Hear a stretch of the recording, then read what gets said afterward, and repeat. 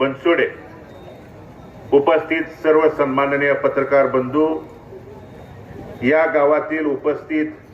सर्व सन्माननीय वडीलधारी आणि उपस्थित तरुण सहकारी मित्र, आपल्या सर्वांचे सहकारी राजाभाऊंच्या विशेष प्रयत्नातून त्या ठिकाणी नवीन सचिवालयाच्या इमारतीचा भूमिपूजन सोहळा आणि गावात त्या ठिकाणी मस्के सरांनी वाचून दाखवलेली सर्व विकास कामाच्या आजच्या या सोहळ्याच्या प्रसंगी आताच राजाभाऊने आपल्या मनोगतात त्या ठिकाणी व्यक्त केलं की आमदार, खासदार किंवा कोणत्याही पदावरती नसताना इच्छाशक्ती आणि मनात काम करायची इच्छा असल्यानंतर सर्वसामान्य कुटुंबातला सहकारी त्या ठिकाणी एका मुख्यमंत्र्यांच्या हाताला धरून काम करू शकतोय आणि ते करून दाखवण्याची भूमिका राजाभाऊंनी त्या ठिकाणी करून दाखवली. त्याबद्दल आपल्या सर्वांच्या वतीनं आपल्या या सहकार्याचं मनापासून त्या ठिकाणी आभार व्यक्त करतो. अनेक मान्यवरांनी बोलताना यापूर्वी सांगितलं की गोपाळपूरच्या ग्रामपंचायतचा त्या ठिकाणी इतिहास असेल, पक्ष, पार्टी, गटतटाच्या पलीकडे जाऊन सर्वांगीण विकास करण्यासाठी ज्या आपल्या पंढरपूर तालुक्याचे संस्कार आणि परंपरा, मग या तालुक्याला कैलासवासी औदुंबराना असतील, कैलासवासी सुधाकरपंत परिचारक साहेब असतील किंवा मतदारसंघाची पुनर्रचना झाल्यानंतर 2009 ते 2020 यामध्ये कैलासवासी नानांचा कार्यकाळ पंढरपूर आकारातल्या अतिशय जवळ असणाऱ्या ग्रामपंचायतने अनुभवला. ग्रामपंचायतचे इलेक्शन असेल, पंचायत समिती, जिल्हा परिषद, नगरपालिका, विधानसभा किंवा लोकसभा, या अनेक इलेक्शन मध्ये आपलं मतांतर, मतभेद त्या ठिकाणी असतील, परंतु निवडणूक पार पडल्यानंतर या चौकामध्ये येऊन एकत्रितपणे गुण्यागोविंदानं त्या ठिकाणी प्रेमाचा चहा घेऊन पुढच्या गावच्या विकासासाठी काम करणारे आपण सर्वजण आणि त्या कामाच्या पाठीमागे उभा राहणाऱ्या इथल्या लोकप्रतिनिधींनी त्या ठिकाणी त्यांच्या शेवटच्या श्वासापर्यंत, मग ती ग्रामपंचायत माझ्या विचाराची आहे का नाही, ती माणसं त्या ठिकाणी माझी आहेत, बहुजन समाजामध्ये काम करणाऱ्या आमच्या गावातला प्रमुख त्या ठिकाणी एखादी गोष्ट मागायला येतोय म्हणल्यानंतर ती पूर्ण करण्याची जबाबदारी आपल्या या पंढरपूरच्या त्या ठिकाणी अनेक नेते मंडळींनी पार पाडली. मला आठवतंय गोपाळपूरच्या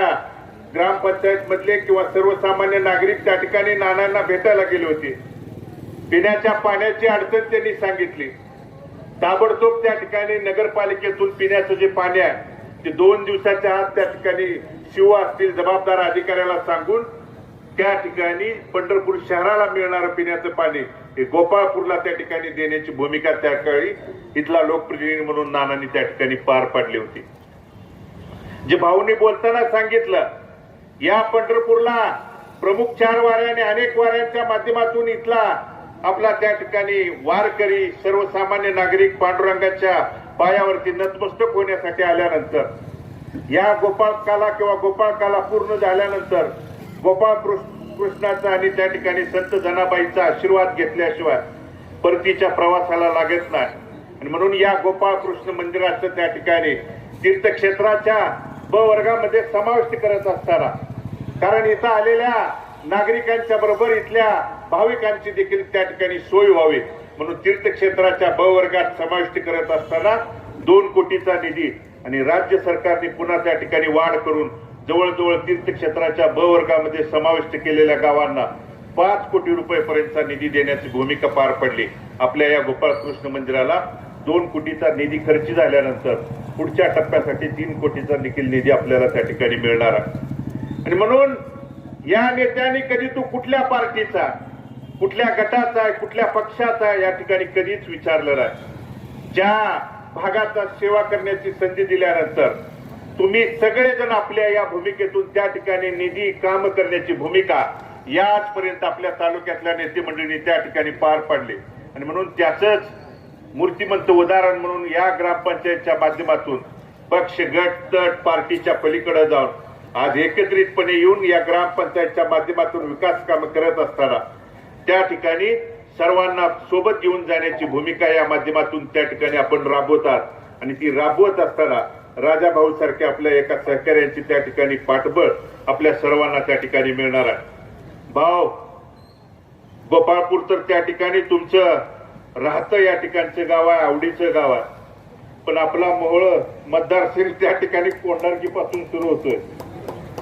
कोंडारकी झाल्यानंतर त्या ठिकाणी हरीशदादांचं तळे गाव आहे, खाली आंबा आहे, माझं सरकुली आहे, त्याच्या पलीकडे राजाभाऊंचं बापूंचं त्या ठिकाणी पुळूज आहे। या 17 गावावरती देखील ओजीवाडी असतील, पुळूजच्या पलीकडच्या गावातलं या गावांच्या वरती देखील विशेष त्या ठिकाणी लक्ष असलं पाहिजे, कारण मतदारसंघाच्या पुनर्रचना झाल्यानंतर या तालुक्याचं 4 मतदारसंघामध्ये विभागणी झाली। आपल्या या पंढरपूर मंगळवेढ्याला त्या ठिकाणी 22 गावं,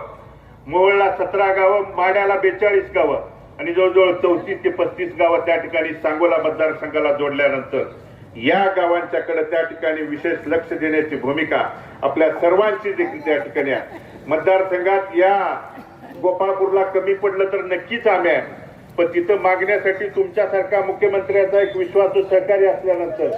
त्या 17 गावाला देखील त्या ठिकाणी भविष्य काळात काही कमी पडणार नाही। त्यासाठी आम्ही सगळेजण त्या ठिकाणी या आपल्या भागातला त्या ठिकाणी सहकार्य या नात्यानं तुमच्या सोबत कायमस्वरूपी आहे आणि म्हणून मी अधिक वेळ घेत नाही, या ग्रामपंचायतच्या त्या ठिकाणी भूमिपूजन सोहळ्याला मनापासून अंतकरणापासून त्या ठिकाणी शुभेच्छा व्यक्त करतो